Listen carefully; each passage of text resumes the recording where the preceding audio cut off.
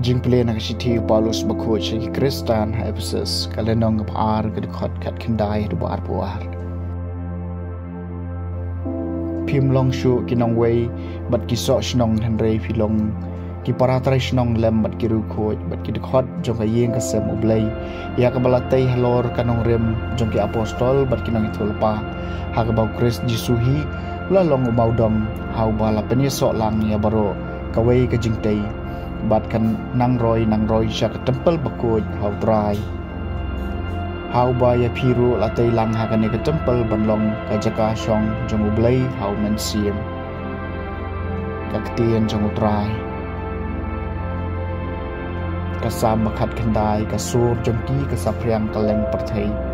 ki beneng ki penbenai ke buram ublai berkesaki beneng sahit beneng kapan i kamati jong u kawai kasni kapan benah kawai pat kawai kamiet ka ajing tep ha kawai pan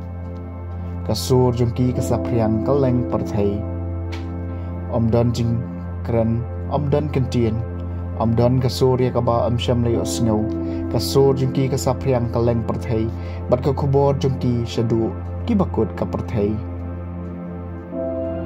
kasur jongki kasapriang kaleng perthai kajing pilihan gospel bakut kat ke Lukas kalenong ke bahen riu ke dekat kat ar do bakat kendai ha kito kisniu Jisu la lekiu sholom banduai barola pelek baro shimiet hak banduai hau blai enda lami kasni ula khot ikisinran jungu barola jet kat ar ngot na pedeng jengki ya ki baula ai kerteng ki apostol Simon ya wal ai kerteng Petrus badu para jungu u Andreas u Jacob badu Yohanes u Philip badu Bartholomeus u Mattheus badu Thomas u Jacob u Khon jong Albius badu Simon ya bala sen u Bashirhem Judas u Khon jong u Jacob badu Judas Iskariot pala kelalong unong syat kelah teu lawan hiar nalum rengkat batki badu layeng ha ki jaka madan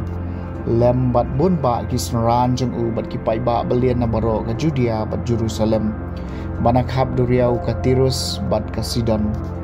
ki balayawan ban sngap yu bat ba en pen koi na ki jingpang jengki bat ya kitu ki ba syutom na kamen sim bam khoi la pen koi